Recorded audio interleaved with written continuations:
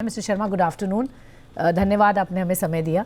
सबसे पहले सर, ये जो नंबर्स आए हैं इनको हम कैसे देखें, कैसे समझें? ओवरऑल नंबर्स अच्छे नहीं कहेंगे। आई थिंक जिस तरह की परफॉर्मेंस हुई है, क्या ये इंडस्ट्री की तकलीफ दिख रही है इस वक्त? और ये परफॉर्मेंस का मेन कारण क्या रहा? Because two wheeler sales down about 23% sir. नमस्कार स्वाति जी। परफॉर्मेंस बहुत अच्छी है, क्योंकि इसको आपको सिर्फ नवंबर से नहीं देखना चाहिए। इसको अक्टूबर और नवंबर मिला के देखना चाहिए, और उसका रीजन है बेस इफेक्ट। देखिए, दिवाली का एक बहुत बड़ा इम्पैक्ट होता है सेल्स के ऊपर। पिछले साल दिवाली नवंबर 4 या 5 को थी, और इस साल दिवाली अक्टूबर 24 में थी, और बीच में मंथ एंड भी आ जाता है। तो एग्जैक्टली नवंबर और नवंबर को आप नहीं कंपेयर कर सकते। सिमिलरली आप अक्टूबर और अक्टूबर को नहीं कंपेयर कर सकते, क्योंकि इस साल अगर आपने देखा होगा, अक्टूबर में जबरदस्त ग्रोथ दिखी थी पिछले अक्टूबर को के कंपेयर्ड, और नवंबर में नेगेटिव है। तो हम लोग जो क्या करते हैं कि हम लोग रिटेल देखते हैं, लेकिन हम लोग अक्टूबर प्लस नवंबर मिला के देखते हैं। और इसमें अगर देखा जाए तो जो अक्टूबर नवंबर को मिला के देखते हैं, तो इंडस्ट्री का बहुत अच्छा प्रदर्शन रहा है। मतलब कई क्वार्टर्स के बाद, कम से कम 12-10 क्वार्टर्स के बाद अच्छा पॉजिटिव अक्टूबर और नवंबर मिला के देखते हैं। अबाउट 15-17% का ग्रोथ रहा है इस पे। और अगर अब इसका और विश्लेषण करते हैं, तो जो टॉप हाफ है इंडस्ट्री का, जो टॉप 50% है, जो 125 सीसी प्लस सेगमेंट है, वो डबल ग्रोथ रेट पे है। मतलब वो जो औसत के डबल है, which is about almost like 30-35% growth over the industry growth. So that जो एंट्री लेवल बाइक्स हैं वो अभी भी नेगेटिव पे हैं, लेकिन जो प्रीमियम कस्टमर है 125 सीसी एंड अबव का, वो वापस जुड़ता जा रहा है इंडस्ट्री में, और ये बहुत अच्छी बात है, क्योंकि दैट वो वाला जो सेगमेंट है, that is more profitable and all that. और उस सेगमेंट में हमारी जो ग्रोथ है ना, बजाज ऑटो की, वो भी almost double the industry growth है। तो उस हिसाब से अगर देखा जाए तो इंडस्ट्री का मेजर रिकवरी है। ठीक है, रिकवरी टॉप हाफ में है, लेकिन that top half is driving the full industry recovery, और हमारी रिकवरी उसमें डबल दैट ऑफ इंडस्ट्री है।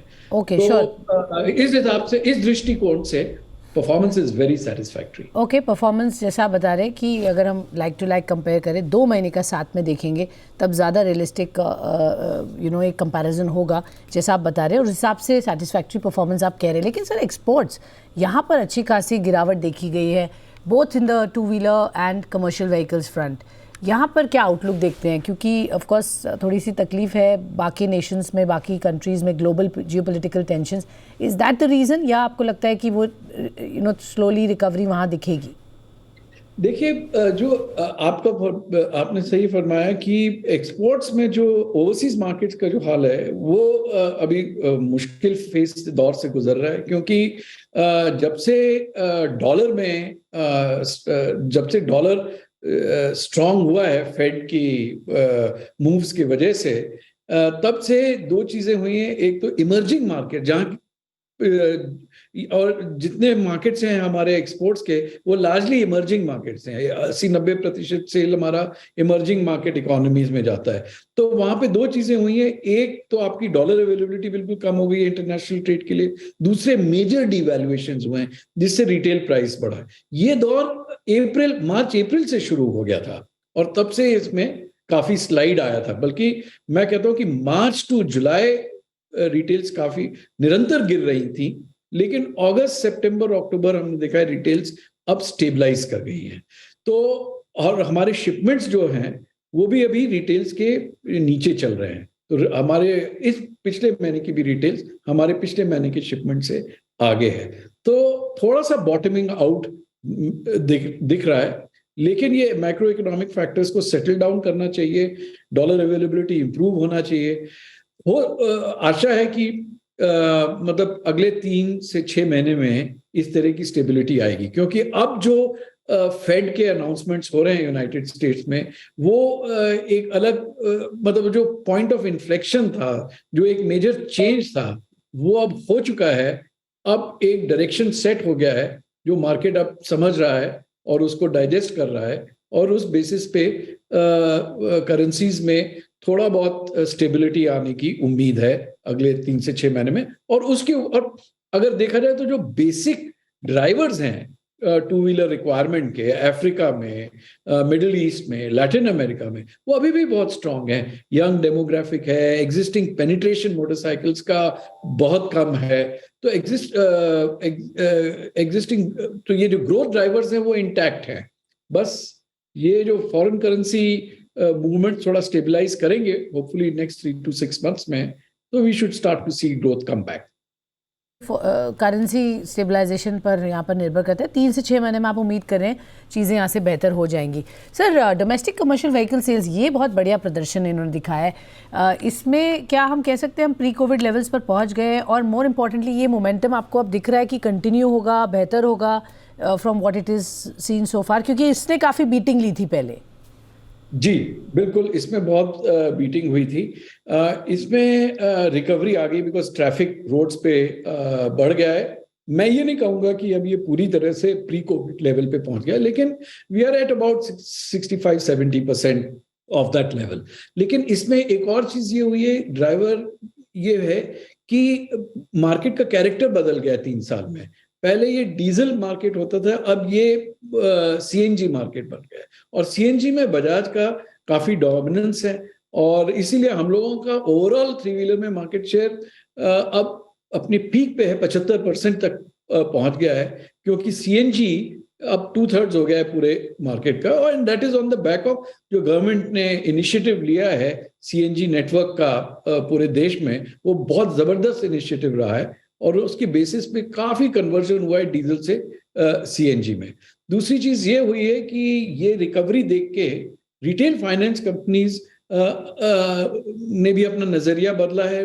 अब वो थोड़े ज्यादा ओपन है सपोर्ट करने के लिए। 90% फाइनेंस पे ही बाय होता है 3 व्हीलर, और अब रिटेल कंपनीज अग्रसर हो रही हैं इसमें, तो ये भी एक बहुत पॉजिटिव इम्पैक्ट है, और ये इम्प्रूवमेंट चलता रहेगा वो इंडस्ट्री में भी और बजाज ऑटो की परफॉर्मेंस में भी। ओके, तो ये चलता रहेगा इंडस्ट्री में, और बजाज ऑटो की परफॉर्मेंस वहाँ देखेंगे आप।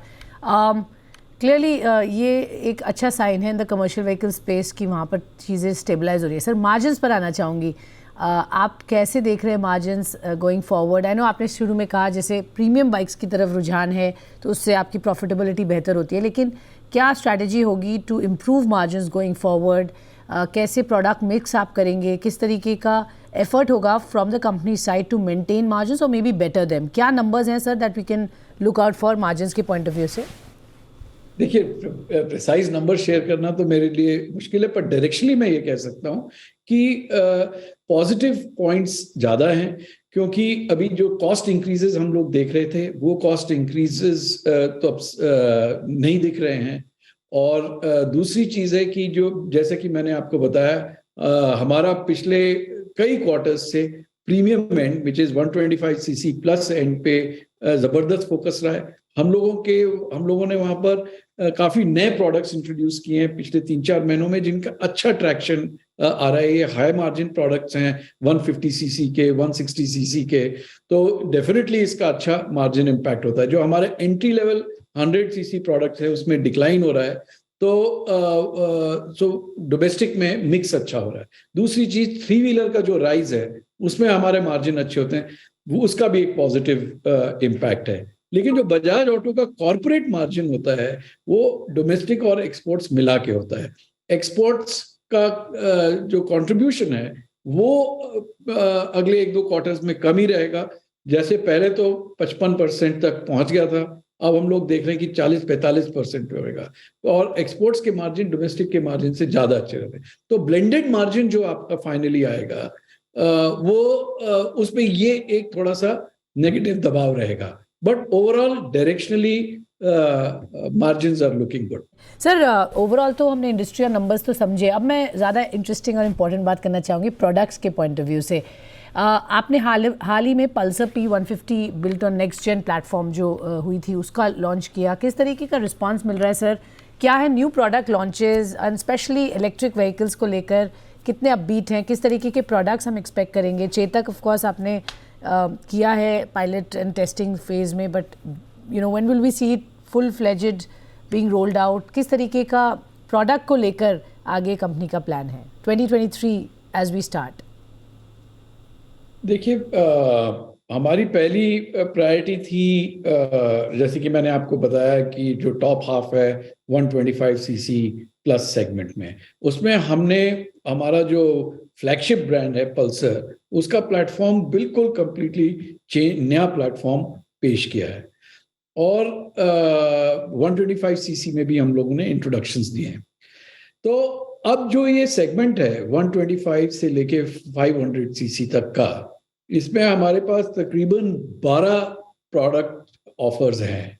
वो फुल जो ये रेंज है ये पूरे स्पेक्ट्रम को स्ट्रैडल कर रहा है, और इसमें अलग अलग विभिन्न प्रकार के जो कस्टमर्स हैं उन हर एक के लिए एक तरह का पल्सर ऑफरिंग है। ये किसी भी और कंपनी से कई टाइम्स ज़्यादा ऑफरिंग है ये। और इस बात की खुशी है कि ये मौका भी बिल्कुल सही है, क्योंकि जो प्रीमियम कंजम्पशन है उसको लेके काफ़ी ग्रोथ है, जैसे कि हम लोग ने पिछले सेगमेंट में डिस्कस किया था, और काफ़ी टेलविंड्स हैं। तो हम लोग काफ़ी ऑप्टिमिस्टिक हैं इसको लेके कि किसी और कंपनी के पास ये 12 ऑफरिंग्स नहीं है। हमें हर प्रकार का customer, from young college boy to 50-year-old tourer person who wants touring, सबके लिए कुछ ना कुछ एक ऑफर है। एंड सो आने वाले महीनों में this should be a very big driver.